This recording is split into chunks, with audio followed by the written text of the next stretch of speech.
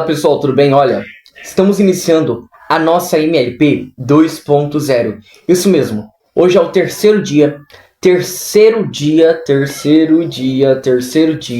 tá bom? E nós estaremos aqui fazendo a nossa MLP, tá? E nós paramos ontem quando o Rio fala, né? E agora nós vamos continuar. O Kanner, né, que é o amigo do Napoleão, vai estar falando.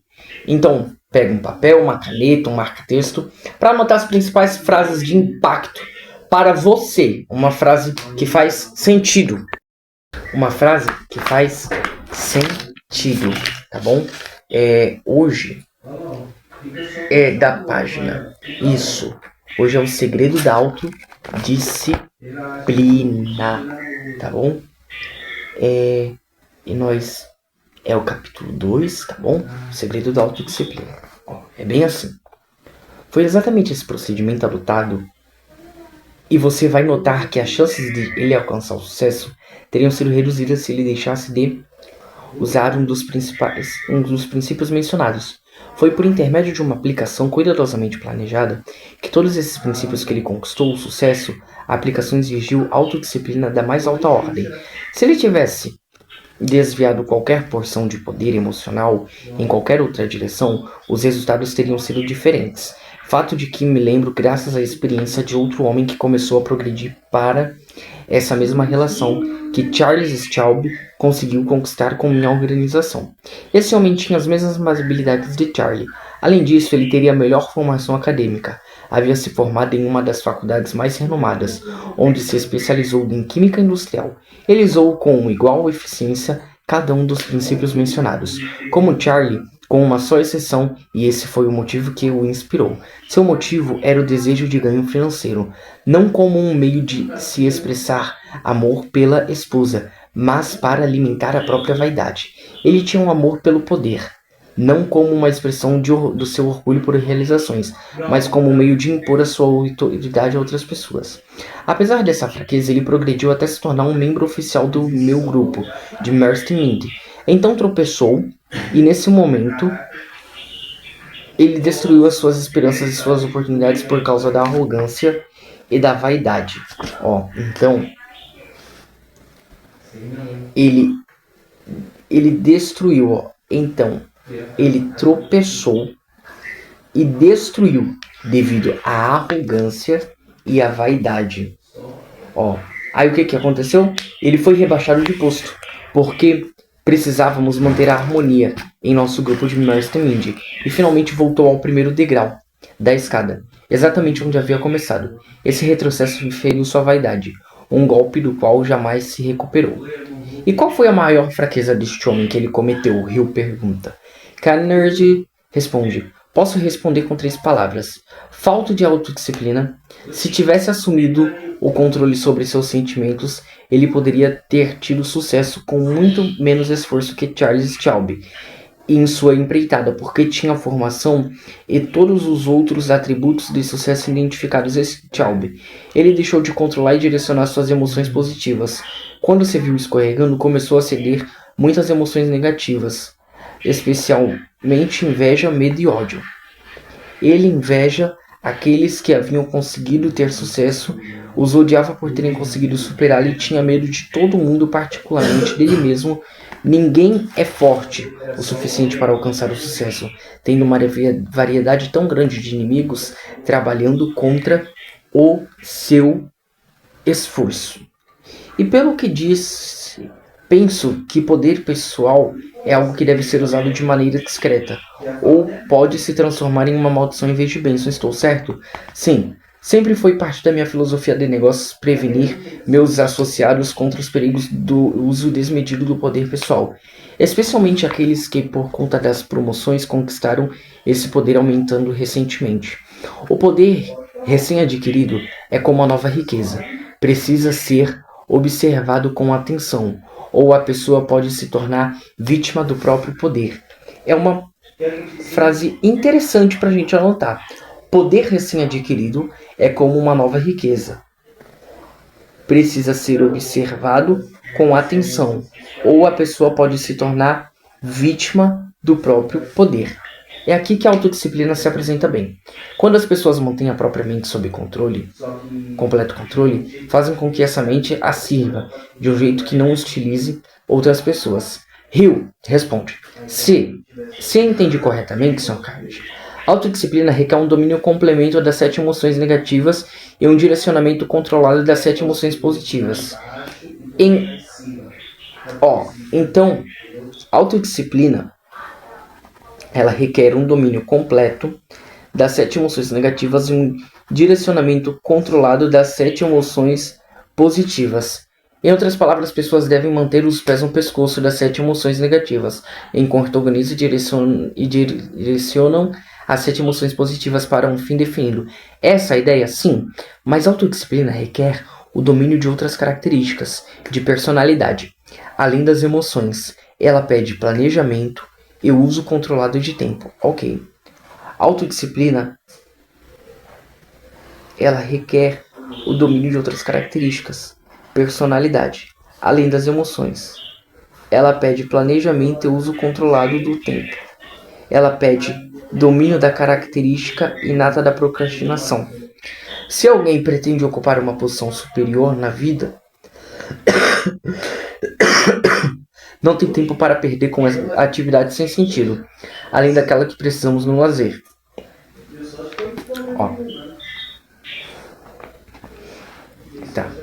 Hill poderia citar os traços da personalidade que mais frequentemente atrapalham a autodisciplina?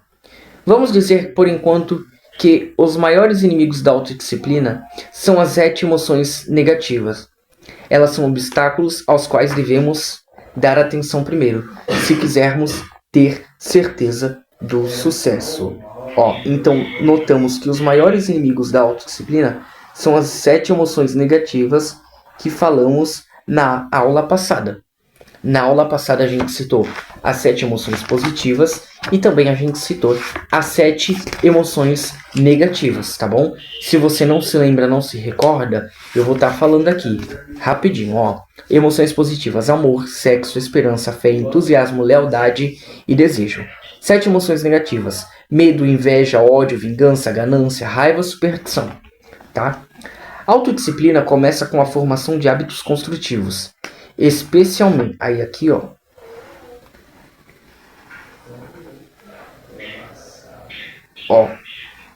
vamos lá. A autodisciplina, ela começa com a formação de hábitos construtivos, tá bom? De hábitos construtivos, especialmente os hábitos relacionados à comida, bebida, sexo e o uso do chamado tempo extra. De maneira geral, quando controlamos esses hábitos, eles ajudam a regular todos os outros hábitos. Então, quando você regula eles ajudam a regular os outros. Considere, por exemplo, o que a definição de objetivo faz pela melhoria de seus hábitos. Quando começamos a aplicar o princípio de fazer o esforço extra, damos um grande passo na direção do estabelecimento de hábitos construtivos, porque ao fazer mais do que aquilo pelo que somos pagos, somos forçados a administrar nosso tempo de maneira a aproveitá-lo melhor. Pense então no que acontece quando ficamos obcecados por um motivo forte que começamos a expressar por meio do princípio do esforço organizado associado ao princípio da visão criativa. Quando obtemos o controle sobre esses princípios, já percorremos uma grande distância rumo à adoção de hábitos que por si mesmos constituem um melhor tipo de autoridade. Percebe como isso funciona? Sim, percebo. E também posso ver que tudo que fazemos gira em torno do motivo primário por trás do nosso objetivo principal definido. Motivo é realmente o ponto de partida de toda realização. Então, tudo o que fazemos gira em torno do motivo primário por trás de nosso objetivo principal definido. Tudo isso. Sim, é isso mesmo. Mas você deveria ter o cuidado de dizer que esse motivo precisa ser obsessivo.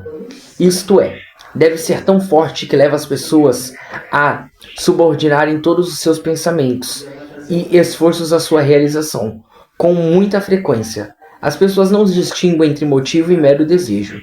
Desejar não vai trazer sucesso. Se trouxesse, todo mundo seria bem-sucedido, porque todo mundo tem desejos. As pessoas desejam tudo, da terra à lua, mas desejos e devaneios resultam em nada. É uma frase boa e forte. Tá?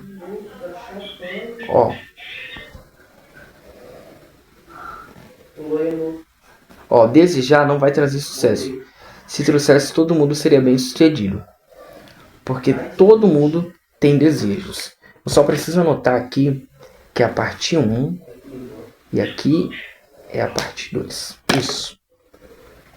Se não forem transformados em uma chama ardente, de vontade baseada em um motivo definido, essa deve se tornar a influência dominante em sua mente. Ela deve atribuir a proporções obsessivas suficientes para provocar ação. Vamos lá. Esses motivos que servem como uma força propulsora por trás do objetivo principal escolhido por alguém deve ser sublinhado e enfatizado para que não passem desapercebidos. Eles também devem ser incluídos na descrição escrita do objetivo principal, definido do indivíduo. Um objetivo definido sem um motivo obsessivo por trás dele é tão inútil quanto uma locomotiva sem nenhum vapor na caldeira. Um objetivo definido sem um motivo obsessivo por trás dele é tão inútil quanto uma locomotiva sem nenhum vapor na caldeira. Motivo é o que dá força, ação e persistência aos planos de alguém, tá bom? Então, é isso daí, tá? Sem o sentimento de urgência, o desejo perde seu valor. Ele perde. Sem o sentimento de urgência. A gente tá acabando aqui já, tá bom? Já a gente acaba, tá? Vamos lá. Rio. Isso me lembra de perguntar: Senhor, qual é o seu motivo para dedicar todo esse tempo a me preparar para organizar a filosofia da realização? Tem mais riqueza material de que é precisa? É reconhecido como uma liderança industrial no mundo. Toda sua vida tem sido um sucesso estupendo. E até onde posso ver, não há nada que queira e já não tenha. É aí que você se engana. Não tenho tudo o que quero. É verdade que tenho mais riqueza material do que preciso, como demonstra o fato de eu estar distribuindo meu dinheiro mais rápido que posso com segurança. Mas tem algo que quero mais do que tudo. É esse um desejo obsessivo de fornecer ao povo da América uma filosofia segura e confiável, pela qual as pessoas possam conquistar a riqueza em sua forma mais elevada. Uma riqueza que permitirá que as pessoas se relacionem umas com as outras de formas que possam encontrar a paz de espírito, felicidade e alegria nas responsabilidades da vida. Então, a gente vê aqui, um desejo obsessivo de fornecer ao povo,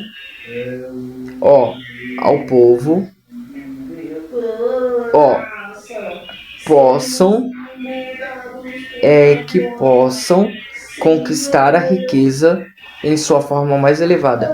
Uma riqueza que permitirá que as pessoas se relacionem umas com as outras de forma que possam encontrar paz de espírito, felicidade e alegria nas responsabilidades da vida.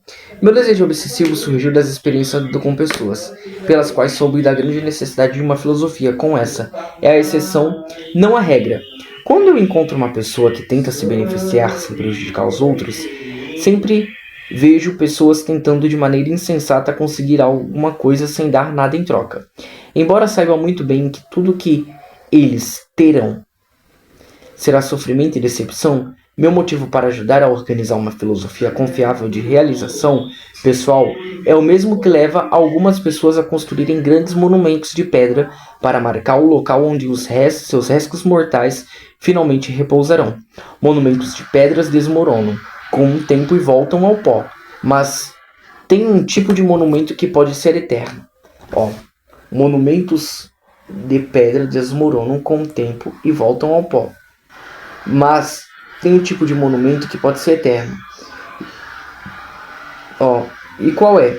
E vai durar tanto quanto a própria civilização. É um monumento que se pode construir no coração das pessoas.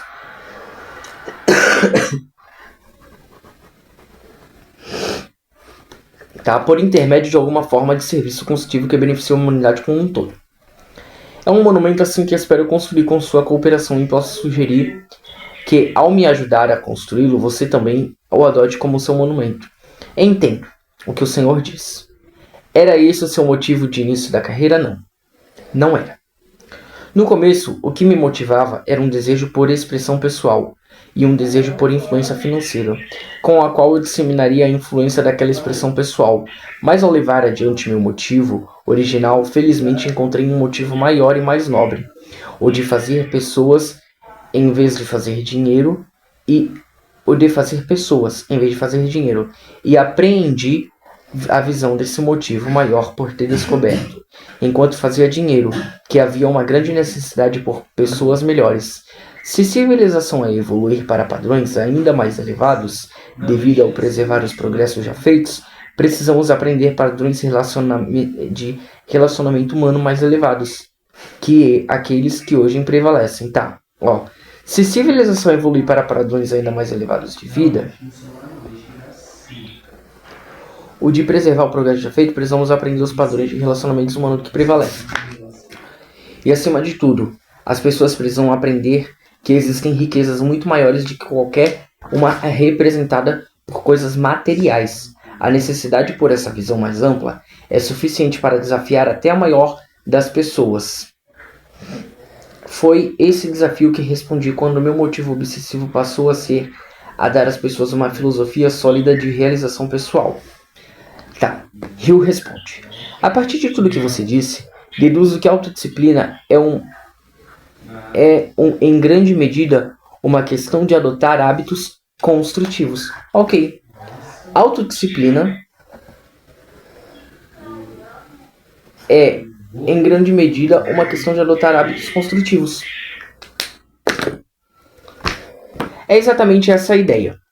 O que uma pessoa é e o que ela realiza, tanto em fracasso quanto em sucesso, é resultado dos hábitos dela. Ok. O que uma pessoa é e realiza, tanto em fracasso quanto em sucesso, é resultado de hábitos dela. Felizmente, hábitos são autoformados. Então, sob controle do indivíduo, os mais importantes são os hábitos de pensamento. As atitudes do indivíduo acabam se tornando parecidas com a natureza de seus hábitos de pensamento. Adquirir controle sobre esses hábitos de pensamento é um grande progresso para o desenvolvimento da autodisciplina. Motivos definidos são o começo dos hábitos de pensamento. Não é difícil manter a mente focada na coisa que serve como seu maior motivo, especialmente se o motivo se torna obsessivo. Autodisciplina sem definição de motivo é impossível, tá bom? Autodisciplina, sim, ela é impossível. Além disso, não teria valor. Já vi faquires na Índia com uma autodisciplina tão perfeita que conseguem passar o dia inteiro sentados em pontas afiadas de pregos cravados em uma tauba. Mas essa disciplina é inútil, porque não há motivos construtivos por trás dela. Você entende bem, senhor? Autodisciplina, no sentido em que é designada como um dos maiores princípios da realização individual, refere-se ao domínio completo, tanto dos hábitos de pensamento quanto dos hábitos físicos. Essa é a sua ideia? Carnegie, sim, é isso mesmo. Autodisciplina significa exatamente o que a palavra sugere. Completa autodisciplina sobre si mesmo. Ela requer um equilíbrio das emoções do coração e da faculdade do raciocínio da cabeça.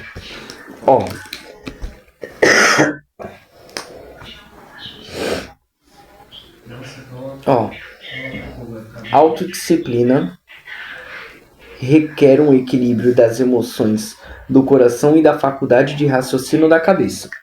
Isto é, temos que aprender a responder à razão e aos sentimentos de acordo com a natureza e de acordo com à natureza de cada circunstância que pede uma decisão nossa.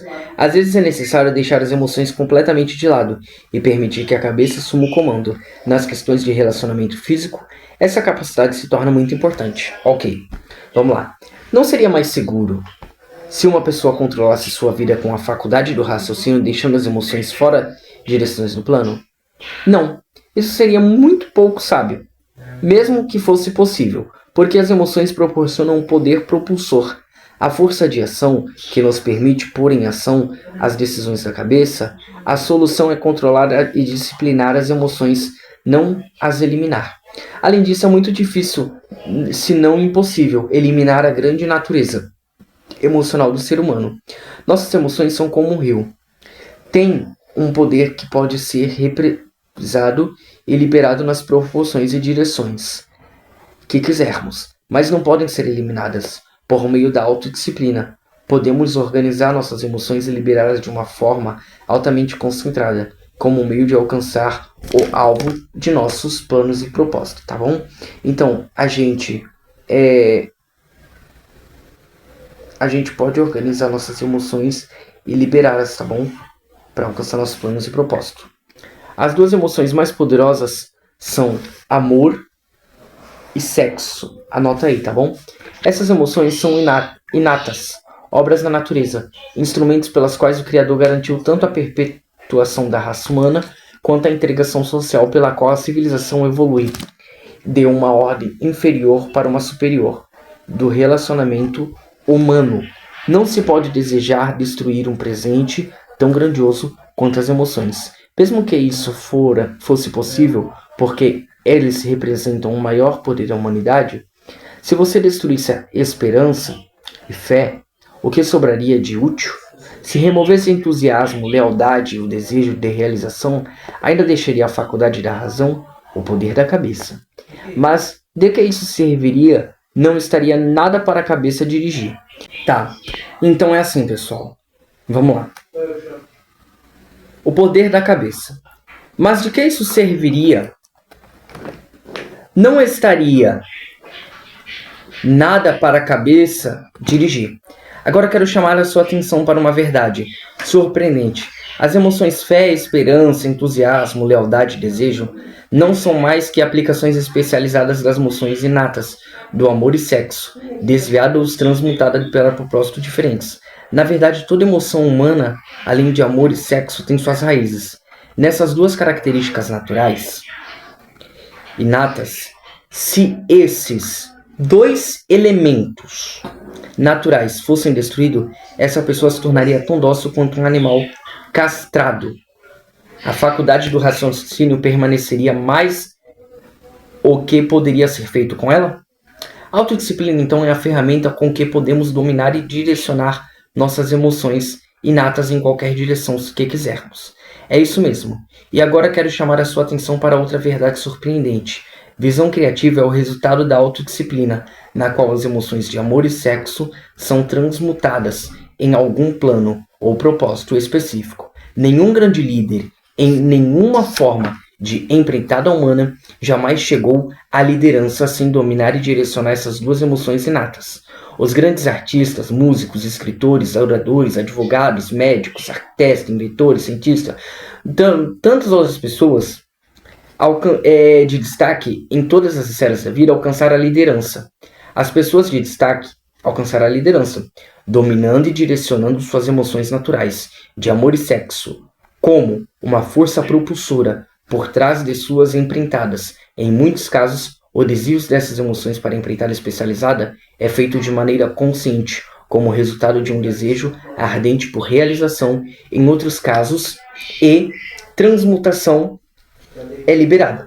Então, não é vergonha alguém nascer com grande capacidade para a emoção do amor e sexo? Não. A vergonha resulta do abuso desses dons naturais. O abuso é resultado de ignorância, da falta de treinamento para a natureza e as potencialidades dessas grandes emoções. Ok. Pelo que o Senhor disse, tenho a impressão de que essa aplicação mais importante de autodisciplina é que ela se apodera das emoções de amor e sexo, se transformando em qualquer forma de empreitada que desejarmos. Isso é verdade? Nós vamos descobrir isso amanhã. Tchau!